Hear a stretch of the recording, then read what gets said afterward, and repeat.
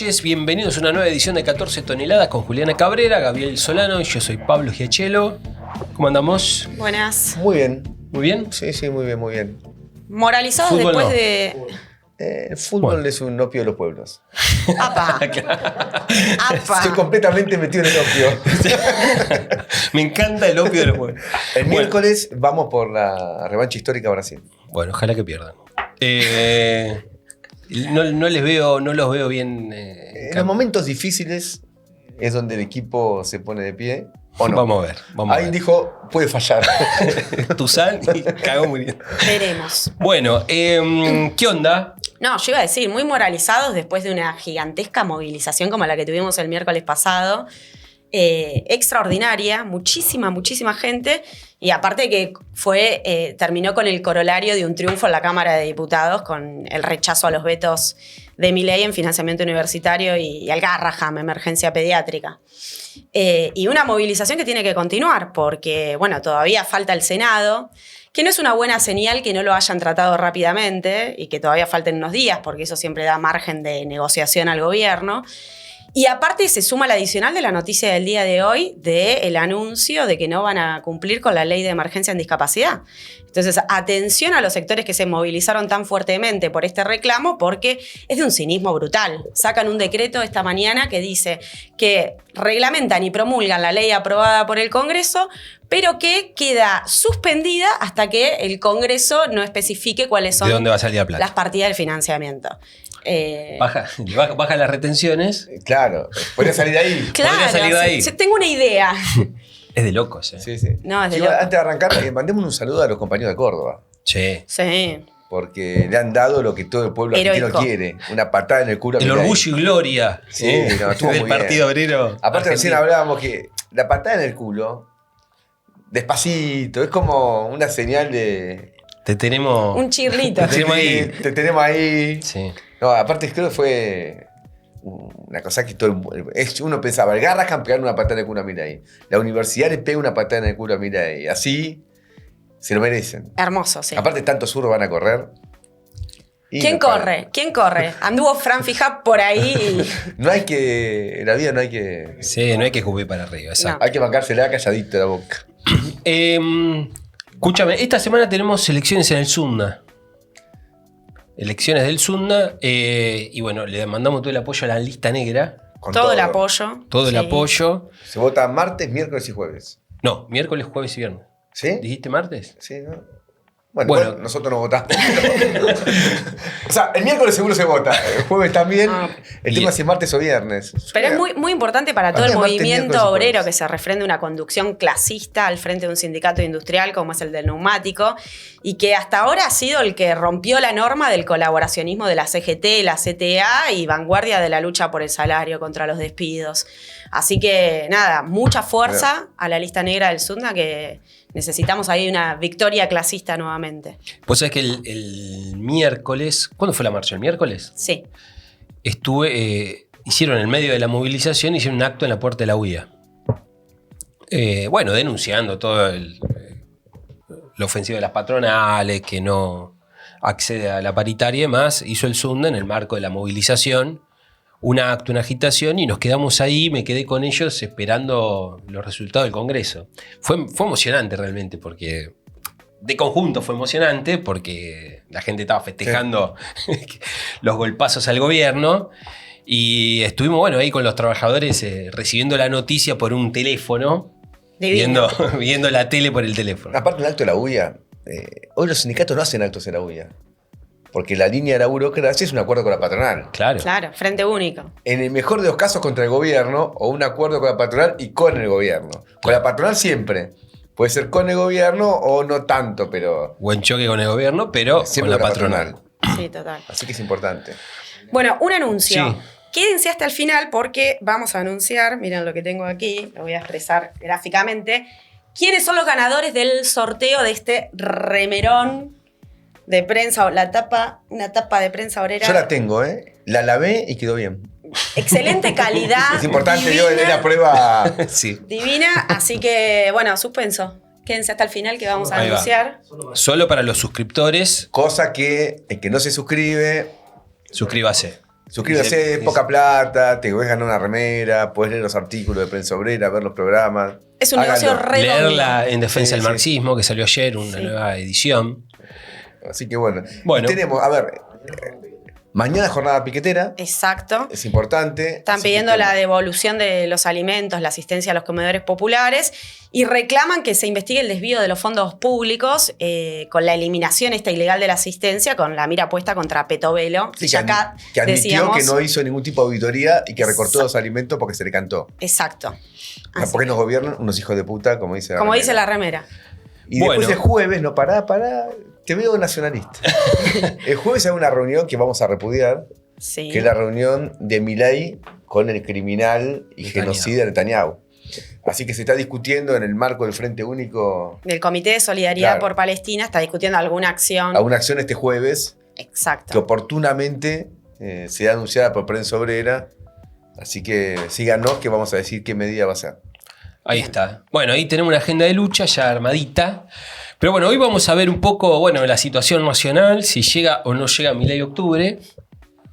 Gabriel va a dar una respuesta categórica. Tiene acá la bola de cristal. Sí, pero si no se suscriben, no. Visitó el oráculo antes de venir a grabar. Vamos a estar discutiendo un poco la situación nacional, que está realmente picadita y apasionante. Vamos a ver, cómo continúa el conflicto en Gaza, la ofensiva sionista en la ciudad de Gaza. Vamos a ver si llegamos, no creo que lleguemos a tocar lo de Ecuador, si no lo dejamos para el lunes que viene, porque también queremos entrevistar a los obreros de Ilva, que están acampando hace más de 20 días, una lucha muy dura, pero muy intensa, mucha abnegación ahí por parte de estos trabajadores, son obreros ceramistas. Vamos a estar entrevistándolos, que nos cuenten un poco cómo está la situación. Así que, tenemos un programa cargado. Vamos con todo. Vamos a el editorial de Gabriel Solano. La pregunta si Milei llega a octubre o no es pertinente. Porque es una pregunta que se están haciendo muchos. El propio economista Juan Carlos de Pablo, que es conocido por ser un amigo personal de Javier Milei, lo consultaron si los dólares que están en las reservas alcanzan para evitar una devaluación previa a las elecciones, y respondió de una manera muy peculiar. Dijo, solo Dios lo sabe. Así que uno de los economistas más ligados a Milei dice que no sabe si el gobierno puede llegar a las elecciones sin devaluar. El diario Financial Times, uno de los principales diarios del capital financiero internacional, dijo que lo de Milei es una dinámica insostenible. Insostenible. Y este tipo de declaraciones, todas tremendistas, tienen que ver con que la situación del país es de una crisis muy fuerte. La semana pasada, entre el miércoles y el jueves y el viernes, cuando tocó el dólar el techo de la banda, el Banco Central vendió 1.100 millones de dólares. 1.100 millones de dólares. Esto en 3 días. Pero sin embargo, lo más interesante no es que vendió 1.100 millones, sino que fue progresivo el crecimiento. El último día vendió más de 600. Y por lo tanto el gobierno entró en pánico. Absolutamente en pánico. Porque si uno ve la progresión de crecimiento, es probable que estos días, tranquilamente, el Banco Central pueda pasar a vender muchos más dólares todavía, a razón de 1.000 millones por día, pero el problema que existe es que el Banco Central no tiene dólares para eso. Y entonces, en condiciones en las cuales el Banco Central no tiene los dólares, esta demanda permanente para una fuga de capitales acelera una devaluación en el cuadro de un gobierno que está en crisis, que está dividido y que viene de perder las elecciones en la provincia de Buenos Aires, y que para llegar a las elecciones de octubre no sabe cómo hacerlo porque faltan todavía 25 ruedas de compra de dólares. Muchísimos días. Muchísimos días. Hay un cuadro que hizo un economista, que es interesante verlo, lo vamos a poner después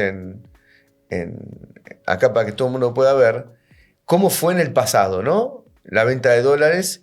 Y vamos a ver que lo del viernes está en el número 10 de la venta de dólares de los últimos años, por cantidad de días, ¿no? La cantidad de dólares en un día, está en el número 10. Pero cuando uno va a ver quién está primero, fue bajo el gobierno de Macri, Duhovne como ministro de Economía y Sturzenegger como presidente del Banco Central. En esa ocasión vendió 1.472 millones de dólares. ¿Quién está segundo? Lo mismo. Está Sturzenegger también como presidente del Banco Central, con 1.300 millones. Caputo ya estaba cuarto como presidente del Banco Central, habiendo vendido casi 900 millones. Es decir, que la idea de que se pueda vender por día más de 1.000 millones es algo que este equipo económico lo hizo en gobiernos anteriores. Pero Argentina, insisto, no tiene los dólares para eso. Por eso se ha armado de emergencia, ya no a nivel nacional, sino a nivel internacional, un operativo de rescate para intentar que Milei llegue a octubre, porque está en cuestión su gobernabilidad. Y esa cuestión de rescate, en primer lugar, tiene el peso fundamental en el imperialismo norteamericano. En el acto que hizo el viernes Milei en Córdoba, anunció que iba a pedir a la Reserva Federal, ya no al FMI, porque el FMI le dio un préstamo, y el préstamo que le dio el FMI es completamente insuficiente para hacer frente a esta demanda, sino que ahora tiene que recurrir directamente a la Reserva Federal, es decir, al gobierno norteamericano, para que le tire plata. Y si bien el número todavía no es claro, ni el mecanismo es claro, algunos hablan que podría ser 30.000 millones de dólares, otros hablan que sería algo menos. Y hoy el propio titular de la Reserva Federal salió a decir que está negociando con el gobierno argentino este tipo de salida. Es decir, son medidas desesperadas en las cuales el gobierno no le alcanzó la plata del blanqueo inicialmente, no le alcanzó la plata del FMI que llegó entre abril y mayo de Argentina y tiene que recurrir a un nuevo rescate para tratar de llegar a las elecciones de octubre. Lógicamente, un rescate del gobierno norteamericano no es gratis. No es gratis primero porque esa plata hay que devolverla. Y si esa plata que viene se va a utilizar para financiar una fuga de capitales, como se está utilizando la plata del FMI para financiar una fuga de capitales, la posibilidad de devolución cada vez es más difícil. Porque esa plata no se invirtió en nada, solamente entra esa plata y luego sale inmediatamente por otra canilla para que los que se fugan la guita se la puedan llevar a un tipo de cambio preferencial y luego que se cubrieron todo lo que se tiene que cubrir, viene la devaluación monetaria. Y agarra al laburante, agarra al jubilado, agarra que vive de su laburo. Pero hagamos una conjetura. ¿Qué es lo que puede pedir el gobierno norteamericano para darle plata a Argentina? Bueno, obviamente una cantidad de condicionamientos políticos y económicos. Los políticos es, por ejemplo, que Argentina todavía más se encolumne en la defensa del genocidio contra el pueblo palestino en Gaza. Que Argentina se alinee más todavía en la política de la OTAN, en la guerra internacional que lleva adelante y en los choques que la OTAN tiene con Rusia, con China y con otros países como Irán. Y en términos económicos, se sabe que el imperialismo norteamericano presiona por muchas cuestiones claves en Argentina. Por ejemplo, presiona porque se modifique la ley de patentes medicinales para que los laboratorios norteamericanos cobren por productos que en Argentina llevan adelante los laboratorios argentinos. Eso va a llevar a un encarecimiento del acceso a los medicamentos para el pueblo argentino. O reclama para quien se queda con vaca muerta, o reclama para quien se queda con todo lo que es la minería argentina, especialmente con minerales como el litio, como el cobre. Es decir que no es gratis de ninguna manera esto. No es gratis porque hay que devolverlo. Y no es gratis porque aparte va acompañado de condicionamientos políticos y condicionamientos económicos. Es una cosa que no sé cómo se podría aplicar. Circuló en su momento que Trump le pedía a Milei que para levantar las sanciones que había aplicado la economía argentina, y ahora más para dar un préstamo, que los productos importados de Estados Unidos tengan un IVA más bajo. Entonces, de ese modo, tenían beneficios en la competencia con otros productos. Porque si el producto norteamericano tiene un IVA del 12,5%, por decir algo, y el producto que viene de otros países tiene el 21%, bueno, se compraría más producto norteamericano porque tiene una diferencia, obviamente, impositiva que se trasladaría también a los precios. Pero son todos condicionamientos de un gobierno que va a buscar un rescate. Pero un rescate que puede ser de corto plazo y que muy difícilmente no vaya acompañado de reclamo de una devaluación monetaria post-elecciones y que no vaya acompañado también de algún tipo de rediseño político en la cual el imperialismo presione para que este gobierno, que es un gobierno de una camarilla totalmente descompuesta, dividida, en crisis y desprestigiada, abra paso a un gobierno con sectores de la oposición, de gobernadores o cosas por el estilo, que también todos ellos tienen terminales en Estados Unidos y que por lo tanto van a presionar para que un rescate de Estados Unidos no sea un rescate que solamente salve a la camarilla libertaria, sino que tuerza el rumbo de a dónde va Milei. Es decir, que se abre un periodo de crisis. Este rescate no está, digamos, exento de crisis políticas y económicas. Y de fondo, lo más probable es que tengamos una devaluación post elecciones si es que este rescate permite evitar que esa devaluación sea antes de las elecciones. En el medio también hoy tuvimos un anuncio muy llamativo que el gobierno elimina por completo hasta el 31 de octubre, es decir, hasta las elecciones, todas las retenciones a la exportación de granos. ¿Cuál es el propósito obvio del gobierno con esto? Es tratar de tentar a los exportadores de granos a que liquiden sus dólares lo más rápido posible, la cosecha, de manera tal que al liquidar la cosecha, el Banco Central consigue dólares que de otra manera no podría conseguir. Es una medida desesperada. Eliminar, Milei hacía, cuando fue la exposición rural en Palermo, había anunciado que no iba a haber más medidas transitorias. Acaba de hacerlo hace algunas semanas atrás. Acaba de anunciar una nueva medida transitoria. Hasta el 31 de octubre, hasta las elecciones. Con el objetivo nada más de conseguir dólares. Ahora pensemos un poquito qué implica esta medida. Para el exportador esta medida, ¿qué implica? Es una devaluación. Tiene el beneficio para el exportador de una devaluación. Porque si, por ejemplo, alguien que exportaba soja y pagaba el 26% de retenciones, cuando exportaba 1.000, le quedaban 7.40. Ahora le queda 1.000.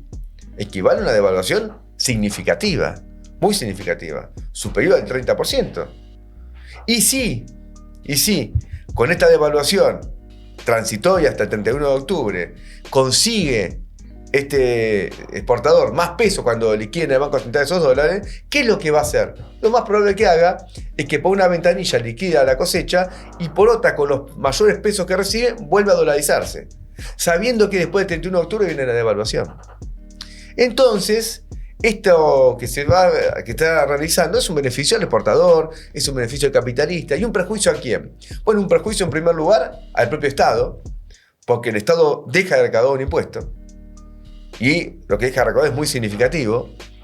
Y a la vez, esto va a impactar también en los precios internos, porque es sabido que en la retención no es solamente un impuesto que tiene un impacto positivo en el fisco, sino que también sirve para desacoplar el precio interno del precio internacional. Y cuando se eliminan las retenciones, esto impacta en los precios, especialmente de los alimentos que se producen con los granos. Entonces es una medida a favor del capitalista y en contra del pueblo. Para tener en cuenta la totalidad de lo que está pasando ahora, es interesante que el gobierno anuncie hoy que le devuelva al Congreso la ley de la discapacidad, que fue aprobada en su momento por el Parlamento, que fue vetada por el presidente, que ese veto fue rechazado. El gobierno la devuelve pidiendo que el Congreso diga de dónde salen los fondos, pero en ningún caso el gobierno dice de dónde van a salir los fondos para cubrir el agujero fiscal de la eliminación transitoria de las retenciones. Sobre ese punto, el gobierno no utiliza la misma vara. Para las personas con discapacidad hay que esclarecer de dónde salen los fondos. Para el sojero que exporta, no hay que esclarecer de dónde sale esa plata que deja de ingresar. Entonces tenemos un problema acá de un gobierno completamente desesperado, en búsqueda de un salvataje del imperialismo norteamericano, para tratar de llegar con muletas a las elecciones de octubre, porque de otro modo posiblemente no llegue, o si llega va a ser con un cambio de gabinete, con una devaluación impuesta por el mercado, es decir, en condiciones tan duras, que la derrota electoral de octubre va a ser mucho mayor a la que sufrió la provincia de Buenos Aires. Ahora, esto es un cuadro de una crisis económica que no deja de profundizarse. Veamos lo siguiente. ¿Cómo esto impacta en el pueblo? Los créditos personales, la morosidad es la más grande de que haya un registro en la serie histórica, 7,2. Pasa lo mismo con la morosidad bancaria, es la más alta en el registro histórico. Las tarjetas de crédito también tienen la morosidad más alta en los últimos 10 años. ¿Qué es lo que implica esto? Es que el pueblo se endeudó en todo este tiempo. Eran los famosos créditos que el gobierno propagandizaba y que fueron los que permitieron un pequeño impulso al consumo en algunos de los meses de este año, solamente en algunos. Y hoy hay que devolverle el crédito personal, hoy hay que pagar la tarjeta de crédito. Ahora las empresas tienen que cubrir también los créditos que pagaron y no lo pueden cubrir. Entonces lo que tenemos es una bancarrota económica muy profunda, una caída del consumo, una caída de los salarios, una caída de las jubilaciones, un ajuste brutal en un momento de gran desorganización económica. Entonces, las consecuencias de esta política se están haciendo sentir cada vez de una manera más dura para el pueblo, y el rescate que el gobierno está buscando de la Reserva Federal difícilmente tenga el resultado que tuvo el rescate del FMI en abril-mayo.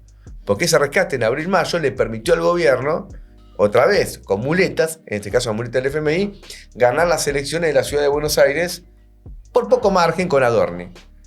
Es muy difícil que ahora pueda ser un rescate de la Reserva Federal lleve al mismo resultado.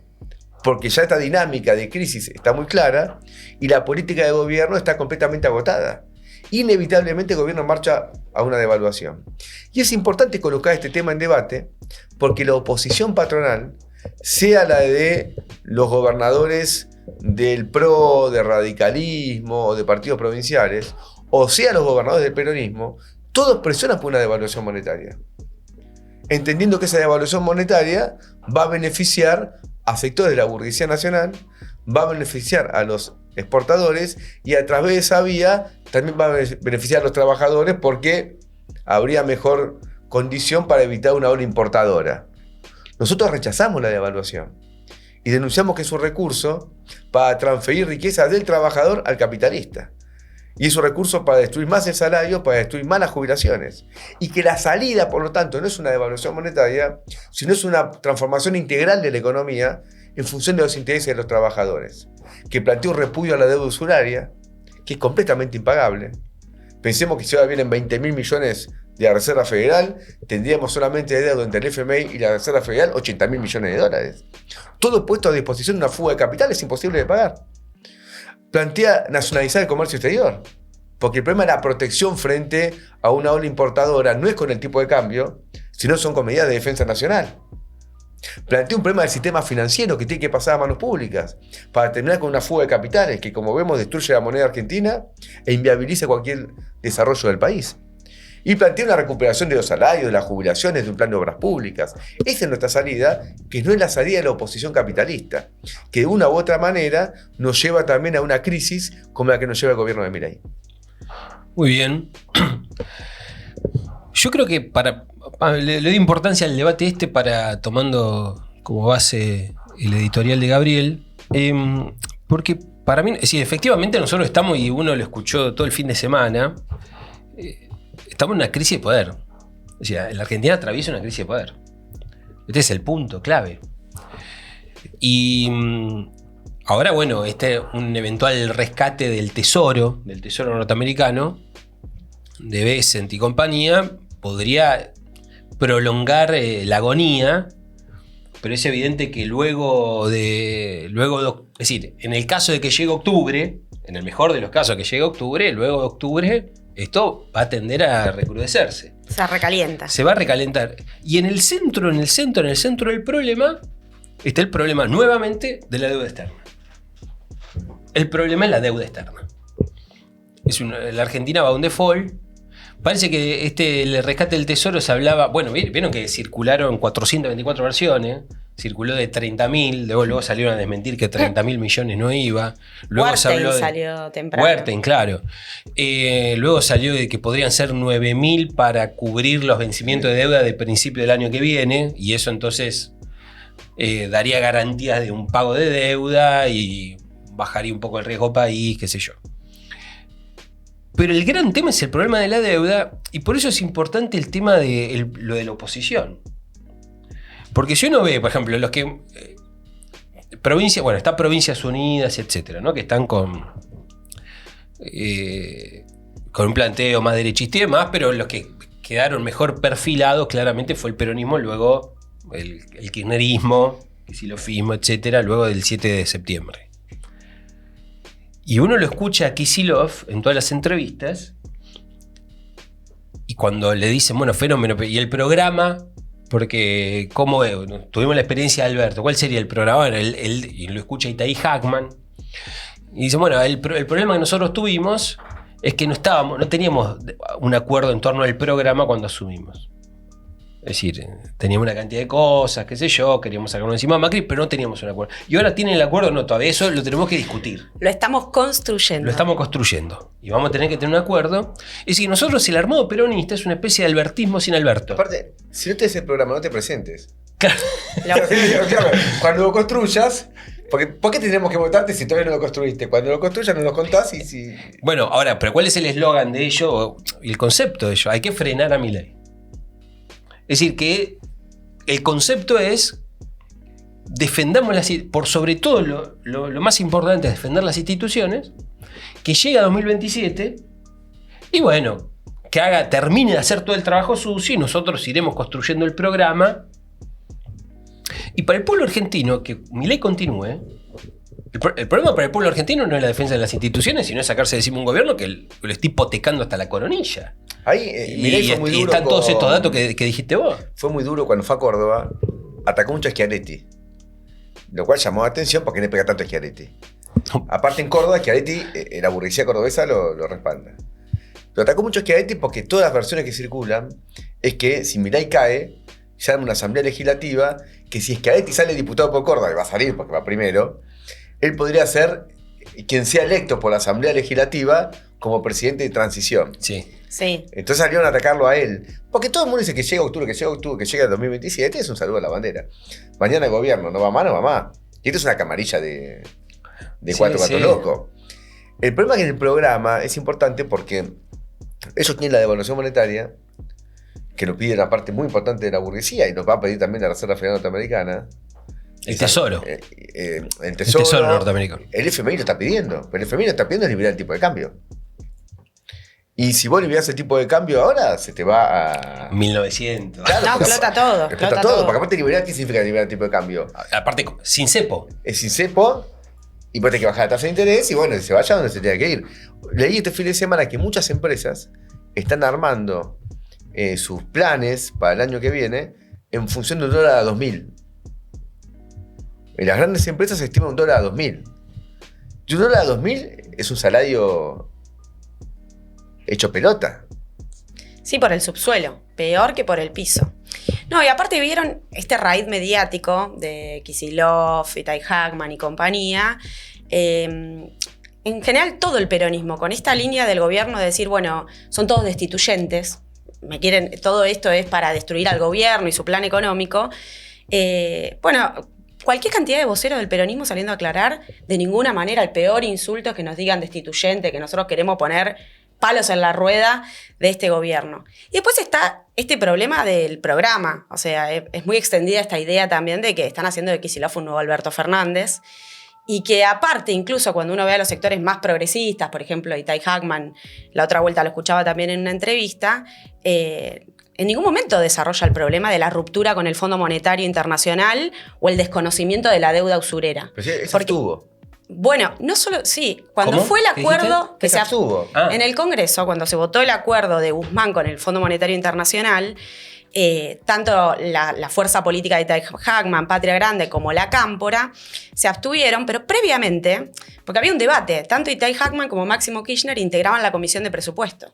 Y había una línea del gobierno de que tenía que salir con la mayor cantidad de votos posibles. Entonces los tipos renuncian a su banca en la Comisión de Presupuesto para no tener que votarlo, pero habilitar que en su lugar vayan otros miembros de, en ese momento, la Unión por la Patria, voten favorablemente el acuerdo de Guzmán con el FMI y después en el recinto ellos se abstienen. Me parece que lo de Itay fue... Yo no conozco tan bien, pero tengo la idea por mi memoria que en realidad Itay presidía otra comisión que no es de presupuesto, sino se llama tipo financiamiento o algo por el estilo. Y que el acuerdo con el FMI requería una reunión conjunta de ambas comisiones. Sí, un plenario de comisiones. Un plenario de comisiones. Y él renuncia a la presidencia de esa comisión para que otro habilite ese tratamiento. Bueno, este mecanismo. Ese mismo. Digamos. Y, o sea, tiene dos renunciamientos. Uno ese, que es una cosa ultra parlamentaria técnica que nadie entendió un corno. Y la segunda, cuando se vota en el propio recinto, él se abstuvo. Claro. O sea, si vos querés luchar contra el FMI, Itay se abstiene. Si vos, pebeta, vos querés luchar contra el Fondo Monetario, Itay se abstiene. Pero aparte, ¿es así? Sí, o sea, ellos demostraron que no iban a obstaculizar un avance en esa, o sea, pura demagogia la oposición al pacto con el fondo, porque fueron un vehículo para que esa política de acuerdo con el Fondo Monetario Internacional se pueda instrumentalizar. Pero aparte, déjame hacerte un paréntesis. Ni siquiera hay que ir atrás porque no lo dice hoy. No, lógico. Sí, o sea, ¿Me decir? No es que hoy aparece como el abanderado de que hay que enfrentar al fondo. No. Pero aparte, tenemos que negociar. ellos ahora dicen es- que hay que construir un programa y saben que hay que construirlo con Jaldo, que fue el mejor aliado de Milei durante todo este periodo, porque la fuerza política, fuerza patria, incluye a los Jaldo, a los Jalil, a los Urtubey. Es decir, claramente están apostando a la construcción de un espacio político que está a años luz de cualquier planteamiento de Bueno, ruptura pero con el programa fondo. de los exportadores de azúcar de Tucumán, ¿cuál es? Devaluar. Olvídate. Lógico. Entonces, esta gente, es importante lo de Alberto Fernández que vos decías, porque muchos ven que el fracaso de Alberto es porque es un cagón, ¿viste?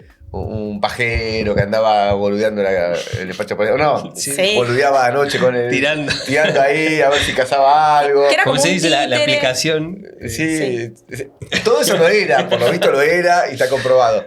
Pero el fracaso de él, el tipo se entregó a una política capitalista que llevó a donde llevó. Por eso digo, lo del peronismo es un albertismo sin Alberto. Sí. Y el programa es un programa fracasado para enfrentar la crisis de fondo que atraviesa la Argentina.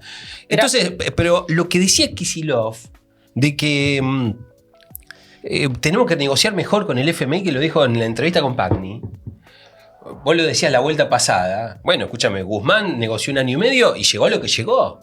Ahora, lo que es utópico, lo que es una chiquilinada, porque ellos dicen que nosotros que decimos de romper con el FMI, eso es utópico, eso es una chiquilinada. No, lo que es utópico es una chiquilinada, es pretender que algo cambie repitiendo las mismas recetas que han llevado a la Argentina al default, a la crisis, no solo en Argentina, sino si vos ves Kenia, Bangladesh, hoy Ecuador.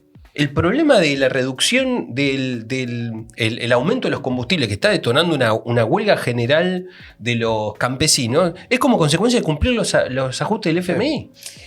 No, total. Aparte, Grecia. un programa opositor hoy al gobierno de Milei que desconoce que el punto central de la crisis tiene que ver con el carácter completamente usurero de la deuda, que es lo que hace explosiva la situación, y es una deuda completamente impagable.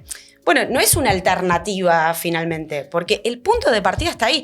Incluso cuando ahora con este decreto contra la ley de emergencia en discapacidad, las fuentes de financiamiento, bueno, el presupuesto que presenta Milei contempla un incremento en concepto de pago de intereses de deuda, del 1,2 al 2,2% del PBI. Bueno, ahí hay fuente de financiamiento. Aparte, es muy evidente, está muy en escena que es completamente parasitario ese mecanismo de endeudamiento. Está financiando la fuga de capitales. O sea, es deuda y es fuga, porque a ver, Claro. la fuga incrementa la deuda. No Porque es si ahora deuda vas a- para un desarrollo si vos le vas a industrial. pedir la guita al FMI, incrementamos la deuda con el FMI en 18.000 millones, ponele. Esa guita está financiando una fuga. Entonces, cuando planteamos que se nacionalice el sistema financiero, que siempre hay que decirlo, hoy Argentina tiene un sistema financiero que se sigue moviendo con la ley de entidades financieras de Martínez de Oz, Videla y Macera. Es así, o sea, tenemos una democracia con una ley de la dictadura, en un resorte clave de la economía argentina. Entonces hay que parar eso. Y Kicillof no lo va a hacer. Entonces hay una batalla programática importante que hay que dar, en el cual el fuera Milei es un aspecto importante, pero también ahora es fuera Milei, pero también discutir qué pasa con la oposición. Que no Claro. solo la denunciamos porque no quiere voltear a Milei, sino que mañana quizás lo quiera voltear, porque se pudre todo, pero va a aplicar este programa. Ese es el punto. Lógico. Entonces el problema... Ese es el punto. Pero bueno, es importante ver cómo sigue. Y no hay que dejarse confundir, porque esto lo hemos visto. Lo que pase hoy, mañana y pasado no tiene mucha importancia. Si parece que se tranquiliza todo. Porque es normal Sí. que tipo anuncien que vamos a ver qué pasa bien estos días. Pero en Argentina todo el tiempo viene, estamos blindados, decía de la Rúa, a los 2 meses. Sí, sí. Se fue El la blindaje. Rúa. Yo me acuerdo todavía la publicidad era chiquito. Sí, ¿viste? Veía blindaje. Afiche por acá, Sí. 2 meses se acabó. O sea, Lo peor ya pasó, chicos. Claro. Dios. así que Ya lo escuchamos a son Macri ahora. salvatajes No, de y emergencia. quien viene siguiendo 14 toneladas, esto lo anunciamos. Sí, pero si no se suscriben no lo van a ver más. Claro. Escuchame, Corta la le van bocha. a dar a este delincuente de Milei, no sé, 20.000 millones de dólares. Le pedimos solamente que se suscriban por 10.000 y 15.000 pesos, vamos. No sean ratas. O sea, No hay rata. nada. Bueno, vamos ahora con Gaza y nos vamos preparando, que ahí ya estamos en contacto con los compañeros de ILVA, que le vamos a hacer una entrevista. Pero bueno, vamos con el informe de qué es lo que está pasando en Palestina. Sí, como anunciábamos, estamos en un cuadro de la ofensiva final que se propuso el Estado de Israel, que hemos visto a lo largo de todo este periodo, una política de bombardeos sistemáticos, destrucción masiva de la infraestructura, hospitales, escuelas, desplazamiento de la población, y ahora el foco puesto particularmente en la zona del norte de la Franja de Gaza, que está sufriendo, bueno, yo lo decía, ataques aéreos, ataques terrestres. Denunciaban este fin de semana vehículos blindados cargados de explosivos para destruir viviendas. Y, por ejemplo, solo este fin de semana las autoridades del Ministerio de Sanidad gazatí contabilizaban 75 muertos. Ustedes piensan que estas cifras son un subregistro, porque son aquellos que las autoridades sanitarias logran relevar, identificar con nombre, apellido, y de ese relevamiento se calcula más de 65.000 muertos desde que inició esta ofensiva en octubre del 2023, pero en realidad distintos organismos contabilizan que estaríamos más cerca de la cifra de 300.000. Ahora, solo tomando estos datos oficiales, por ejemplo, este fin de semana hubo 75 nuevos muertos. En realidad, entre estos 75, 4 cadáveres que son de episodios anteriores, que encontraron bajo los escombros. Y para tener una idea, por ejemplo, 5 de ellos fueron palestinos tiroteados cuando intentaban obtener ayuda humanitaria, lo cual elevaría por este registro oficial a 2.523 los fallecidos por esta modalidad. Y 5 por hambruna y malnutrición, lo cual venimos ya denunciando acá que se ha convertido en una arma más de guerra, el hambre, el asedio a la población gazatí. La situación es realmente muy preocupante, y junto con ello no solo la situación particular en la Franja de Gaza, sino también redoblados anuncios del objetivo de avanzar en una anexión total de Cisjordania. Habíamos acá comentado en un programa anterior este plan E1 para dividir Cisjordania, colocar una suerte de autovía que es como la autovía del apartheid directamente con Jerusalén. Y ahora, bueno, nuevas declaraciones, por ejemplo, de los ministros Smotrich o Ben-Gvir, que son ministros de Finanzas y de Seguridad Nacional, recalentando un poco esta amenaza e incluso anunciando que iban a presentar un plan concreto para avanzar con la anexión completa de Cisjordania en la próxima reunión del Comité de Ministros de Israel. En el medio de todo esto también está creciendo la presión internacional. Y hemos tenido movilizaciones muy importantes. Ahora hará cosa de una semana, fue muy destacado lo que ocurrió en Madrid, porque se logró impedir, se boicoteó la vuelta ciclista, que bueno, era repudiada porque incluso iba a participar el equipo israelí. A último momento quisieron maniobrar, entonces que no se pongan esa camiseta. Lo cierto es que ya había una convocatoria masiva. Hay muchos grupos que denuncian el sport washing. Vieron como acá hablábamos del pink washing, que es esta lavada de cara rosa en nombre de las diversidades y las mujeres. Lo mismo con el deporte. Denunciaban que, por ejemplo, a Rusia, que empezó la guerra y lo prohibieron de todos los deportes, competencias internacionales, a Israel no. A Israel no, exactamente. Y bueno, y esta convocatoria en Madrid reunió a más de 100.000 personas. El gobierno de Pedro Sánchez hizo una movilización de efectivos policiales descomunal, como hacía rato que no se veía, más de 2.500 efectivos, y sin embargo triunfó la movilización. Lograron efectivamente boicotear y que no se pueda concretar la vuelta. Había cierta indignación hipócrita porque habían tirado 2 vallas. Sí, están las imágenes. Preocupado porque tiraron 2 vallas y no preocupado porque están cometiendo un genocidio. No, y esta presión internacional, las movilizaciones y la solidaridad que vemos que crece en distintos puntos, también ha llegado a las puertas de los gobiernos que han sido de los más colaboracionistas con el genocidio de Israel. Acá lo hemos denunciado, vendiendo armas, etcétera. Y ahora se sumaron Reino Unido, Canadá, Australia y Francia, que serían los primeros del G7, a pronunciarse a favor de un reconocimiento del Estado palestino, por supuesto que sin Hamas, sin resistencia, en condiciones de humillación para la resistencia del pueblo palestino. Y hay mucha movida con la ONU. Bueno, por un lado, Estados Unidos volvió a vetar por enésima vez una resolución del Consejo de Seguridad que pedía una suerte de alto al fuego. Y hubo declaraciones de Donald Trump por esta comisión investigadora que armó la ONU que anunció que efectivamente había un genocidio, y Donald Trump diciendo que esto mostraba la debacle moral, que era un acto de antisemitismo, etc. Pero bueno, en estos días, en el marco de la reunión de la Asamblea General de la ONU, creo que es el día de hoy que se iban a reunir, supuestamente promovida particularmente por Francia y por Arabia Saudí, para discutir esta solución de los dos estados. El presidente de la Autoridad Palestina va a participar por Zoom porque Estados Unidos le negó la visa diplomática y esta reunión va a ser en Nueva York. Lo cierto es que muestra, digamos, que la crisis llega a la puerta de los estados, pero están discutiendo una solución de dos estados en el marco de un genocidio. Vi, por ejemplo, en Francia, en París, en la Torre Eiffel, pusieron la banderita de Palestina y la bandera de Israel, las dos banderas, con una palomita de la paz, como una señal, en la Torre Eiffel, como una señal, bueno, de la política de los dos estados, el reconocimiento de los dos estados. Es decir, cómo hay una adaptación hipócrita de parte de los gobiernos europeos para aparecer reconociendo al Estado palestino. Ahora, acá hubo un discurso, de este diputado Massot. Sí. En el Congreso. Massot es un tipo que viene del grupo de la familia de La Nueva Provincia. Es un diario con sede en Bahía Blanca. Muy derechista. Procesista. Sí. En Bahía Blanca estaba una sede muy importante de la Armada Argentina, de Macera. Y en La Nueva Provincia es conocido por haber apoyado fuertemente a la dictadura militar y en particular a la Armada, es decir, a Macera. Este tipo fue el vocero, supuestamente, de... Digamos de paso, que ganó Milei en Bahía Blanca, luego de que Milei vetó la emergencia de recursos como consecuencia de la inundación. Sí.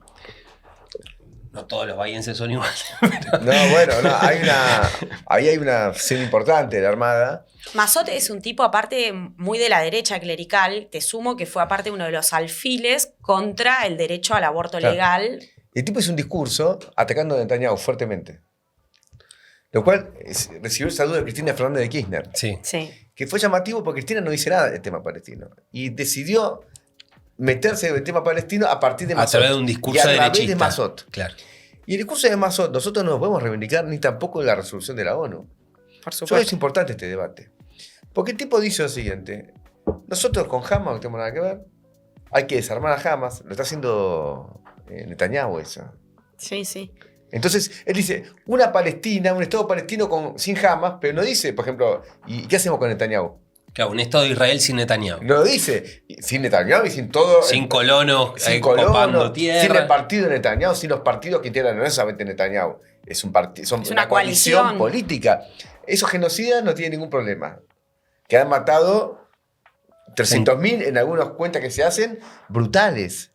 Entonces, y que Cristina aparezca interviniendo cuando nunca dice nada de la causa palestina a través de lo de Massot, es un tema que nosotros no podemos dejar pasar. Por eso no van a las marchas. Lógico. Por eso no luchan, porque ese tipo de posición te lleva a que no luchás contra nada. No luchás contra el imperialismo norteamericano, no luchás contra el sionismo. Y los países europeos son un grupo de hipócritas. ¿Por qué hablar de un Estado palestino en las condiciones actuales? Son la base de las ruinas. Si no derrotás el genocidio, es verso. Es puro verso. Es verso. En España hay una gran campaña, pero se ha llegado a decir ahora que la selección española no iría al próximo mundial en el caso que Israel termine clasificando para el mundial. Imagínense en Argentina clasificaría que Argentina no clasifique, que Argentina no vaya al mundial. En su momento fue un debate en el 78, cuando fue el mundial en Argentina, claro. Que hubo jugadores que no quisieron venir de la selección holandesa, que no quisieron venir porque entendían que venir a Argentina en las condiciones de una dictadura militar era avalar la dictadura militar. Pero eso quiere decir que hay una gran presión social. Pero no hay que confundir la gran presión social con la maniobra de los gobiernos, que son gobiernos que buscan adaptarse frente a esa presión social. Sí, que siguen vendiendo armas. Han financiado el genocidio, no avanzan en una ruptura de relaciones de ningún tipo. Entonces, es un saludo a la bandera, aparte hoy de qué Estado palestino están hablando, mientras que lo quieren construir sobre las ruinas, cuando no han hecho nada para detener el genocidio, con lo cual es una hipocresía enorme. Y aparte le exigen una rendición incondicional a la resistencia palestina, que liberen los rehenes, etcétera, que quizás es lo único que, digamos, contiene que la ofensiva sea todavía mayor. Con lo cual, bueno, mucha hipocresía y una situación verdaderamente alarmante, así que importante estar atentos a cuando se anuncie cuál es la actividad que va a haber este jueves. Y ya tengo entendido que también se ha convocado una movilización para el 7 de octubre, que se van a cumplir 2 años ya de este genocidio sistemático. Así que importantísimo que seamos muchos, muchos y muchas. Bueno, muy bien. Pasamos a la entrevista a los compañeros de ILVA que se están conectando ahora. Estamos con los trabajadores de ILVA que acaban de terminar una asamblea en la planta. Los trabajadores de ILVA son trabajadores ceramistas. Hace más de 20 días que están acampando en las puertas en el día 24, acampando en las puertas de la empresa frente a un vaciamiento patronal donde está despidiendo a 300 trabajadores ceramistas, pero si no me equivoco son en realidad 500 trabajadores, ahora los compañeros nos van a especificar bien, compañeros que tienen más de mínimamente 10 años de antigüedad, pero muchos compañeros con más de 20, 30 años de antigüedad. Así que bueno, estamos con ellos, una situación muy crítica y le damos la palabra. Bienvenidos compañeros, gracias por contactarse, por comunicarse. Compañero, ¿qué tal? Buen día, Alberto Franco, delegado de ILVA. Gastón, de acá, operario, hace 24 años acá en la planta trabajando. Gaby Vallejos, hace 20 años que estoy trabajando en ILVA. Bueno, para comentarles un poco de lo que viene pasando, creo que fue aclarando un poco el panorama, ¿no? Hace 24 días nos han comunicado de que se iban a cerrar las puertas de ILVA. Por lo tanto, desde ahí estamos en la campa de acá esperando alguna respuesta. Nos han despedido con el artículo 247, por el cual después se fue a una conciliación obligatoria y en estos días se está por terminar la conciliación. Pero mientras tanto estamos de acá reclamando, exigiendo que por lo menos vengan a decir algo, a dar la cara de algo, por lo cual hasta ahora no ha pasado nada de eso. Ni siquiera sabemos nada de esta gente. Así que los pasos a seguir van a ser a partir del día miércoles, que se termina la conciliación obligatoria. Y bueno, ahora le vamos a contar un poco de lo mal que la estamos pasando sin tener novedades. Una pregunta, compañeros. ¿Y qué alega la empresa? ¿Que cayó la producción? ¿Por qué dice que cierra la fábrica? Claro, la carta de despido dice que por una baja de ventas, en realidad, y falta de materia prima. ¿Y ustedes qué veían? Eso fue nuestro despido. Pasa que hasta el día antes de que las puertas se cerraran, estaba en producción la empresa. Y hubo renovación. Una fábrica nueva atrás. Claro, una renovación de maquinaria, me contaban el otro día. Renovación de maquinaria. Prensa, esmaltado, hornos, clasificación, todo nuevo. Entonces, o sea, me decís que tenés una supuesta crisis y te estás armando nuevo para seguir trabajando. La impresión que da es que lo que quiere la empresa... Y otra de las cosas es que también nos enteramos que abrieron la búsqueda de personal nuevo. O sea, llenaron, o sea, en todos lados, porque nos llegan a nosotros información que nos mandan las capturas de que la empresa sigue buscando personal. Mientras tanto, nosotros estamos en veremos. Claro, pareciera que quieren desprenderse de trabajadores con cierta antigüedad, con ciertos derechos, para contratar mano de obra más precarizada. Una maniobra fraudulenta de la patronal.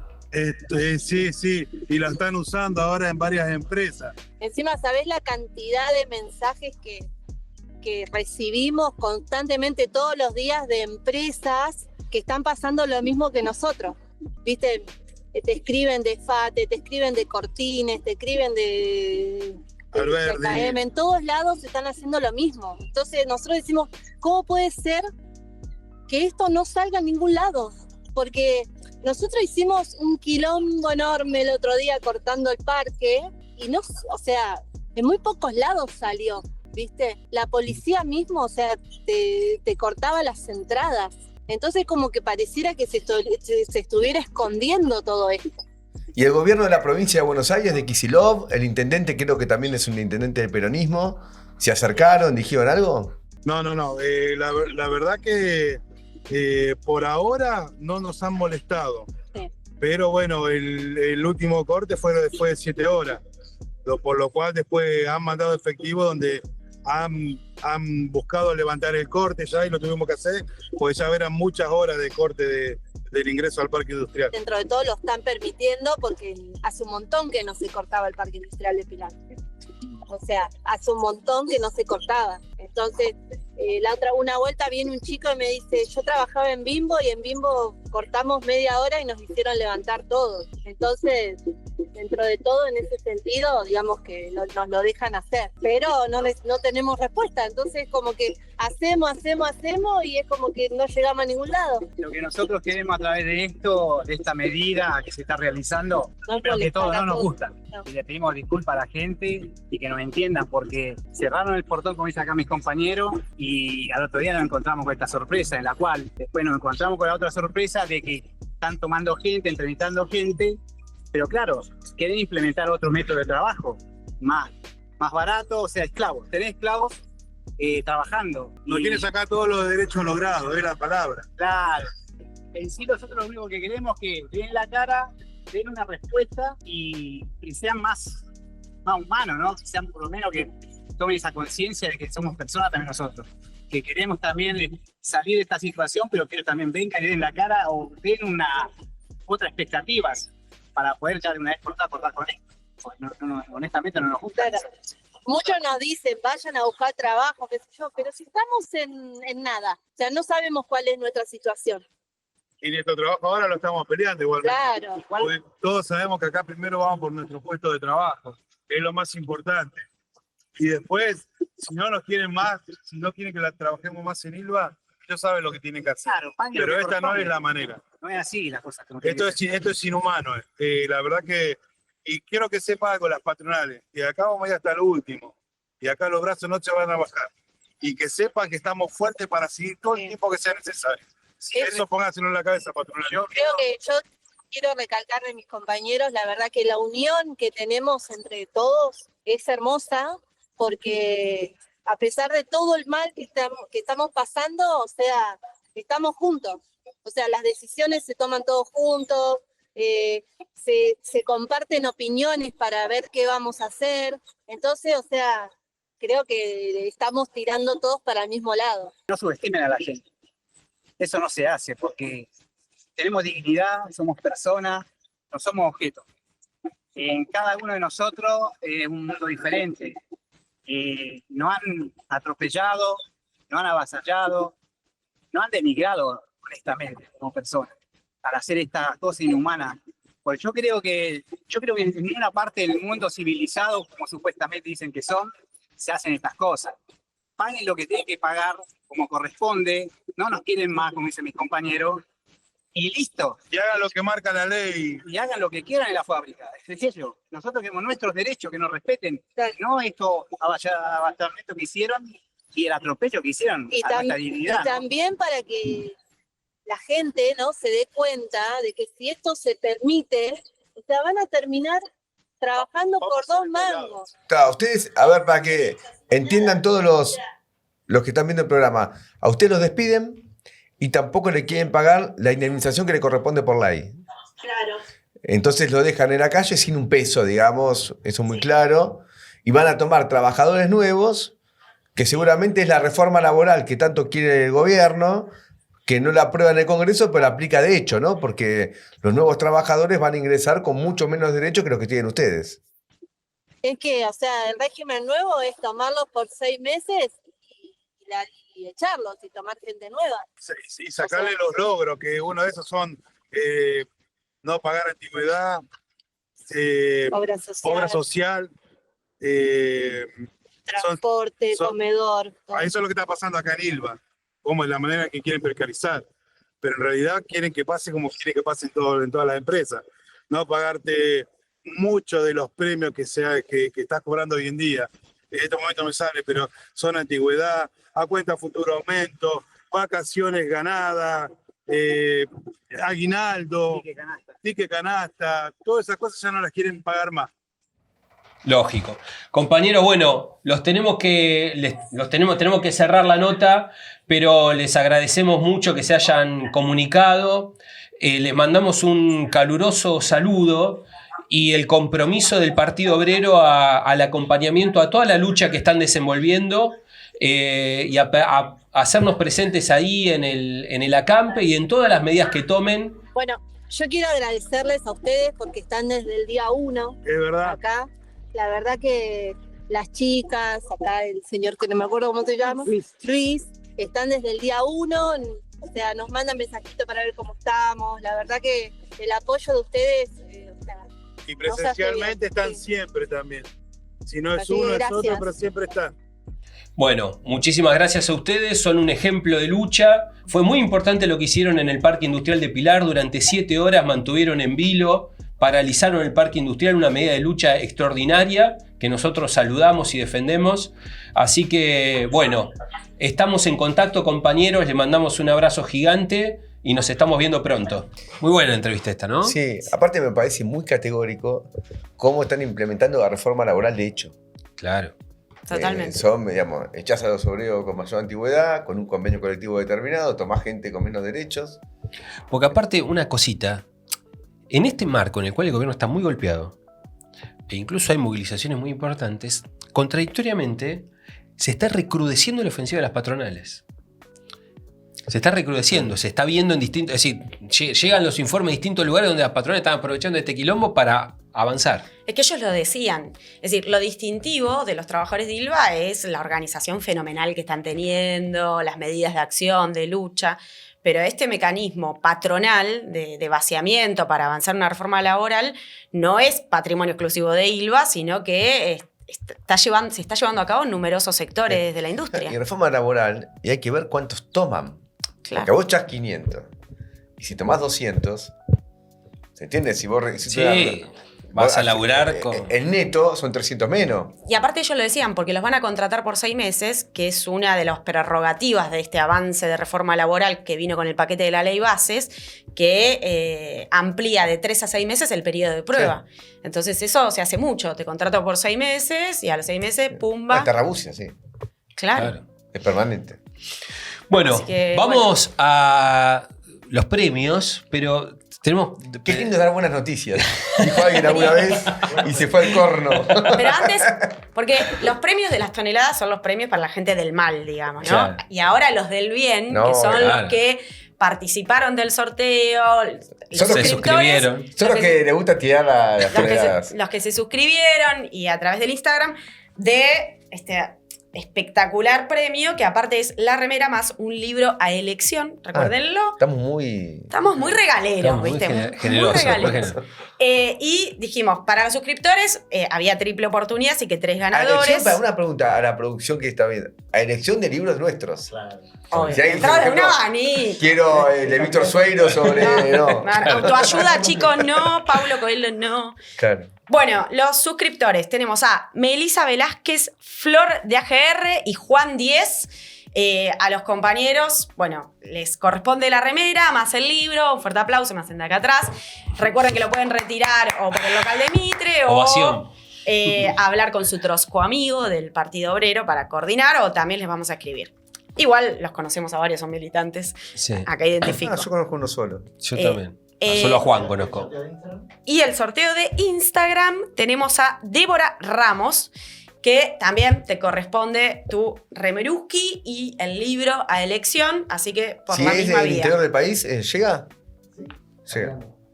Va a llegar. Peregrinando. No, digo, no sé qué, por las dudas, digo. Bueno, escúchame, ahora el premio para... Si es del exterior, vamos a tener...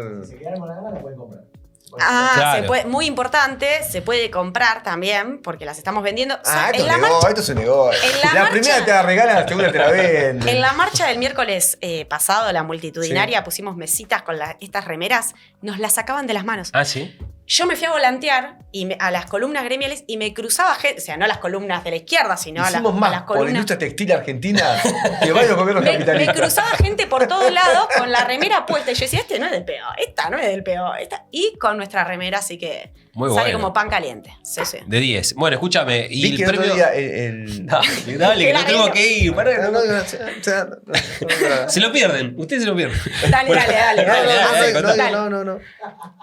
Dale, dale. Es un niño. Bueno, Bueno, no, está bien. habló Recalde y cerró su acto diciendo: Los gobiernos los hijos de puta. ¿Recalde? Sí, Recalde, dale, no robe la remera. Qué ladrón, dale. No vale, viejo, no vale. Mirá. Sí. Está. Bueno, si quieres el sorteo, no se la vamos a dar. Si No sale se la Recalde, vamos no a se la dar. damos. Bueno, escúchame, premio para los malos. ¿A quién tenemos? Bueno, un tema escandaloso de estos últimos días fueron estas publicidades tanto de YPF como de Shell.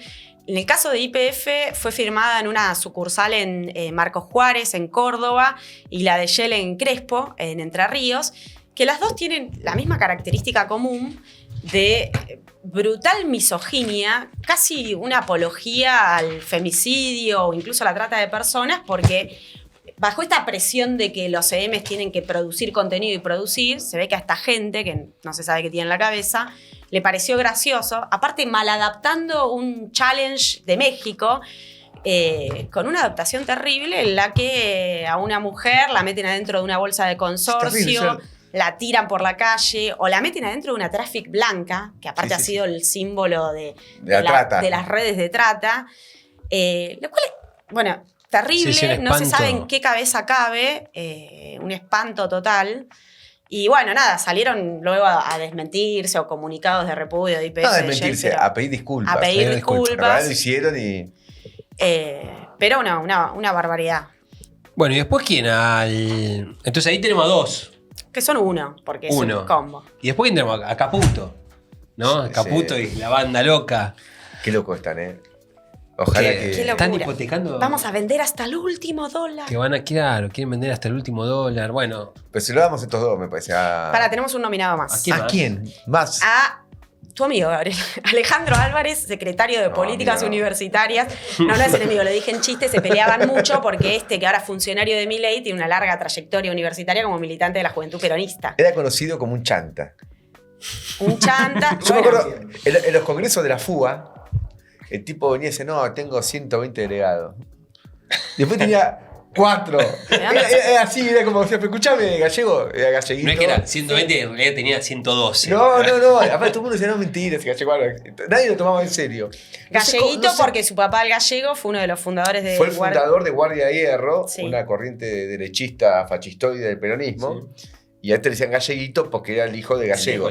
Pero lo podríamos... Trump, que no sé cómo terminó ahí. Como funcionario de Milei. ¿Qué es lo que dijo para ser nominado? Claro, lo podríamos nominar solo por esa trayectoria, pero no, aparte lo entrevistaron y le preguntaron por los curros en las universidades, que es el gran caballito de batalla del gobierno para ahogarlas presupuestariamente, y el tipo dijo, no, yo curro no detecté ninguno. En concreto, ninguno. Busca mal aparte. Sí. Porque la cantidad de curro que hay. O sea, nosotros queremos que aumente el presupuesto y que los estudiantes y docentes combatan los curros, pero no vamos a... quiere oculta los curros y te hago el presupuesto. Claro. Sí, total. El peor de los mundos. El peor del mundo. Bueno, pero vamos contra... ¿Contra quién vamos? Contra Shell y YPF. Y Shell es, ojo que Shell es la reina máxima. De Holanda. Y claro, es la monarquía Claro. Bueno, contra la monarquía holandesa también le tiramos la 14 piedra. La 14 toneladas de piedra. Vení, Máxima, acá a Mitre. Bueno, vamos con esto. Nos vemos el lunes que viene. Adiós. Adiós.